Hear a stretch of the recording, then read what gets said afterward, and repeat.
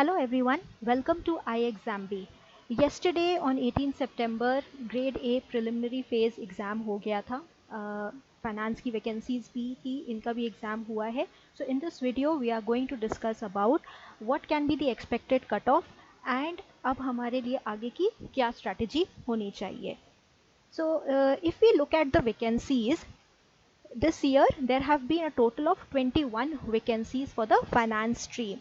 8 vacancies for the unreserved category, 3 for SC, 1 for ST, 6 for OBC, EWS 3 vacancies were there. So total 21 vacancies that have come out. बहुत अच्छे number की vacancies finance stream में भी आई है. So जिन्होंने भी exam दिया था अब फेज़ 1 दे दिया है. सो फेज़ 2 के लिए आपको तैयारी करनी स्टार्ट करनी है नहीं करनी है. यहाँ पे we will try to analyse क्या एक्सपेक्टेड कट ऑफ हो सकती है. तो फाइनेंस एप्लीकेशंस या जो भी एप्लीकेशंस और सब स्ट्रीम्स में भी आई थी, तो नोटिफिकेशन में बहुत क्लियरली मेंशन हुआ था कि calling ratio two qualify for the main exam and interview would be a maximum of 1:25 and 1:3. तो अगर हम अभी मेन एग्जाम की बात करें यहाँ पर, तो मेन एग्ज़ाम के लिए 1:25 रेशियो में, 1 मतलब यहाँ पे जितनी वैकेंसी हैं उस वैकेंसी के 25 टाइम्स आपका लाइकली फेज़ 2 के लिए राइटिंग के लिए बुलाया जाएगा. एक और चीज़ जो यहाँ पे मेंशन है जो आप नोट कर सकते हैं कि वैकेंसीज जो हैं वो डिसिप्लिन वाइज ईयर मार्क्ड है. तो जो मेरिट लिस्ट बनेगी कैंडिडेट्स की फॉर ईच स्टेज वो भी डिसिप्लिन वाइज बनेगी. सो जो मेरिट लिस्ट होगी वो जनरल कैटेगरी के लिए अलग है, फॉर एग्री कैटेगरी अलग है, फॉर फाइनेंस कैटेगरी अलग है, फॉर आईटी कैटेगरी अलग है. सो जो डिसिप्लिन में आपने अप्लाई किया उसी के हिसाब से होगी. तो जो ये हम कट ऑफ की आज बात कर रहे हैं, हम फाइनेंस के लिए बात कर रहे हैं कि फाइनेंस के लिए क्या एक्सपेक्टेड हो सकता है. सो फिर से अगर देखें, अगर इस रूल पे अगर हम जाएंगे कि कितना आप फिर किस रेशियो में सेकेंड फेज़ के लिए लोग बुलाए जाने चाहिए, तो 8 का 25 टाइम्स अगर बोले तो 200 candidates are likely to be called for phase 2. ऐसे ही SC में 75, ST में 25, OBC में अराउंड 150, 150 एंड EWS में भी 75. एंड इसका अगर हम टोटल देखें तो 25 टाइम्स के अराउंड 525 कैंडिडेट्स हैं जो लाइकली आपको फेज़ 2 के लिए बुलाए जाएंगे. तो ये मैक्सिमम है, अपर लिमिट है, ज़रूरी नहीं है इतना हो, बट ये अपर लिमिट है. इतने अप्रॉक्सीमेटली स्टूडेंट्स बुलाए जाने चाहिए for finance vacancies to write phase 1.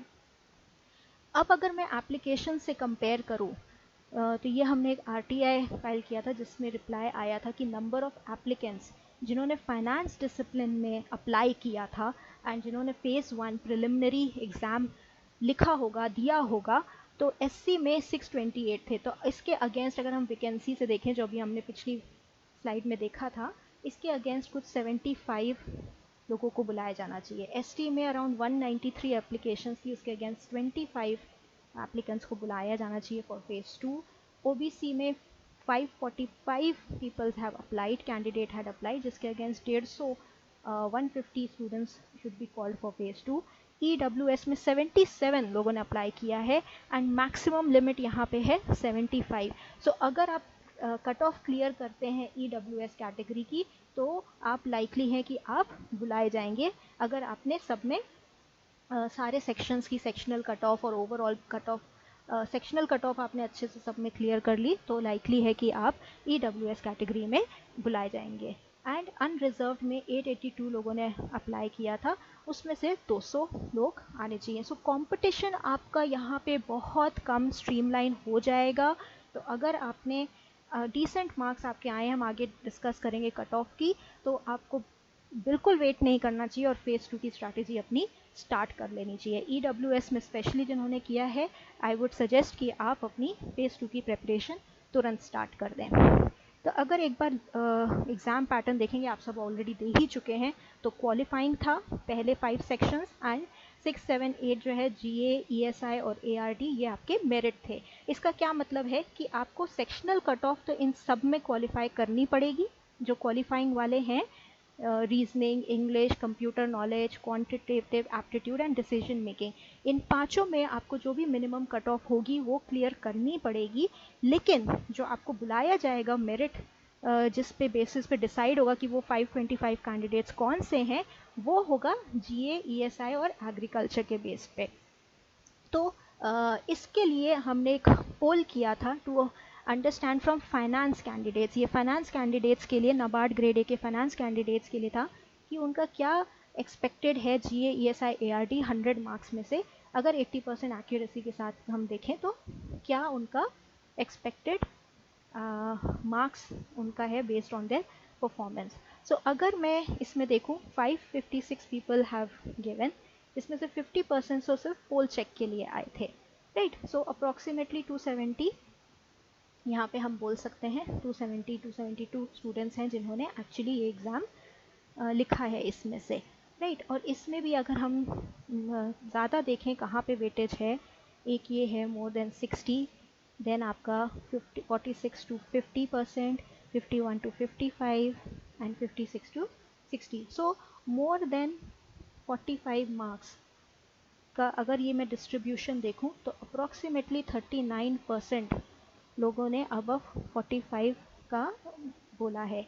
अगर मैं ये एवरेज, इसका अगर हम लोग एवरेज देखें तो अराउंड 55 मार्क्स एवरेज आ रहा है based on the percentages and the marks this set, and 80% accuracy से इफ़ इनको देखा जाए तो लाइकली जो एक्सपेक्टेड है ये कट ऑफ एक्सपेक्टेड होनी चाहिए आपकी 44.5 के अराउंड। सो प्लस माइनस 5 इसमें हम कर सकते हैं क्योंकि एक्यूरेसी हो सकता है, ये पोल बेस्ड है एंड ऑल, तो आप सेफली बोल सकते हैं समवेयर अराउंड 40 to 50 की रेंज में ये कट ऑफ हो सकती है, 40 to 50। ऐसा ही सिमिलर हमने जनरल स्ट्रीम के लिए भी किया था। तो जनरल स्ट्रीम में सुशील रगड़े सर ने ये एक्सपेक्टेड कट ऑफ का निकाला है, जिसमें उन्होंने रेंज बताई है 60 to 70 for the general stream, है ना। और इसमें हमने फाइनेंस की जो हमने बात करी है, फाइनेंस में हम बोल सकते हैं based on this poll and students ने जो अटेम्प्ट किया है, ये कुछ भी अप्रॉक्सीमेटली 40 to 50 के बीच में या 39 to 49 के बीच में, अगर मैं 44.5 से प्लस 5 करूँ, इस रेंज में आपकी कट ऑफ हो सकती है।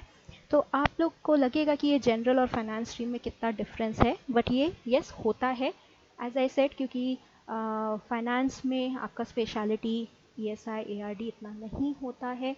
पास्ट में भी अगर हमने देखा है तो कट ऑफ फाइनेंस स्ट्रीम की जनरल स्ट्रीम से बहुत कम रही है। अगर मैं पिछले साल का अगर आपको दिखाऊं, पिछले साल का ऑल्दो पैटर्न थोड़ा डिफरेंट था, तब मेरिट लिस्ट और क्वालिफाइंग लिस्ट नहीं होती थी, सब्जेक्ट्स को ऐसे डिवाइड नहीं किया गया था, फिर भी अगर एक ग्लिम्स हम समझना चाहें कि कितना डिफरेंस होता है तो बहुत डिफरेंस होता है। अगर आप ये देखेंगे, ये 2020 का प्रीलिम्स का कट ऑफ है। फाइनेंस कैटेगरी में आप देखें, अगर अनरिजर्व्ड की मैं बात करूं 65.5 था, वाइल जनरल कैटेगरी में वही कट ऑफ 118.5 था। तो बहुत डिफरेंस होता है यहाँ पे, और इस बार हम लोग एक्सपेक्ट कर रहे हैं कि 40 to 50 के बीच में cut off for the finance stream जा सकती है। एंड जैसे हमने पहले भी देखा था, नोटिफिकेशन में बहुत क्लियरली लिखा है जो कट ऑफ्स होंगी, जो भी मेरिट लिस्ट होगी, वो डिसिप्लिन वाइज होगी based on the vacancies, right. तो अब हम अगर इस अजम्पशन पे काम करें, अगर हमें अपने मार्क्स पता हैं, हमें अपने अटेम्प्ट्स पता हैं, अगर हम 80% एक्यूरेसी से अपने मार्क्स भी थोड़ा देखें, तो क्या अब हमें करना चाहिए, इस एनालिसिस को जान के क्या होना चाहिए। मतलब ये एनालिसिस देखने के बाद आप बस वीडियो बंद करके मत बैठ जाइए, आगे का देखिए कि क्या आगे स्ट्रैटेजी करनी है, क्योंकि अभी आगे आपके 2 फेज़ और बचे हैं। एंड जो मेजर फेज़ है वो है फेज़ 2 या मेंस जो आपका रिटन एग्ज़ाम है। सो उसके लिए कैसे करें। सो फाइनेंस में एग्ज़ाम पैटर्न अगर हम देखेंगे, मेंस में 2 पेपर हैं, एक जनरल इंग्लिश है एंड ये आपका स्ट्रीम स्पेसिफिक है। तो स्ट्रीम स्पेसिफिक हमारे केस में यहाँ पे हो जाएगा फाइनेंस का पेपर 1 जनरल स्ट्रीम जो सबके लिए कॉमन होगा। डिस्क्रिप्टिव पेपर है जिसमें आपका एसे है, आरसी है, प्रेसी है ना। तो इसमें डिस्क्रिप्टिव पेपर होता है जो आपको टाइप करना पड़ेगा with the help of a keyboard. Right. तो इसकी हमें एक रेगुलर प्रैक्टिस करनी है। और दूसरा स्ट्रैटेजी हमारा जो पेपर 2 का फाइनेंस का है, 2 पार्ट्स में होगा, ऑब्जेक्टिव 50 मार्क्स का 50% एंड डिस्क्रिप्टिव 50 मार्क्स का। तो हमारी प्रिपरेशन और अगर सिलेबस, तो फाइनेंस में हमें क्या तैयारी करनी है, बहुत बड़ा सिलेबस नाबार्ड की वेबसाइट पे दिया हुआ है 5 पेजेस का, डिफरेंट सब्जेक्ट्स का। इसको यहाँ उसको मैंने कंडेंस करके जो कॉमन टॉपिक्स थे, क्योंकि बहुत सारे टॉपिक्स उन्होंने रिपीट किए हुए थे एंड काफ़ी सारे टॉपिक्स उन्होंने सीए की बुक से कॉपी कर रखे थे, कुछ उन्होंने जो भी एलिजिबिलिटी है, जैसे सीए एलिजिबिलिटी थी और सीएस एलिजिबिलिटी थी, तो वहाँ से उन्होंने सब्जेक्ट्स को पूरा कॉपी कर दिया है। ऐसे ही बीबीए आपकी एलिजिबिलिटी है, बीएमएस आपकी एलिजिबिलिटी है, तो उसका पूरा जो भी कोर्स होता है 2 साल का, वो उन्होंने कॉपी किया है। तो उन सब में जो भी कॉमन और इम्पॉर्टेंट टॉपिक्स हैं, प्लस पास्ट ईयर पेपर्स में किस तरीके के क्वेश्चंस, किस टॉपिक के क्वेश्चंस आए हैं, based on all that I have narrowed down some important topics that you should be working on. So first is your basic accountings. What are the basic principles, concepts, conventions, matching principle क्या होता है, revenue recognition क्या होता है, आपका going concern concept क्या होता है, आपका कंसिस्टेंसी कंसेप्ट क्या होता है। So basic accounting principles, golden rules of accounting, trial balance, financial statements का preparation and then also their analysis, right?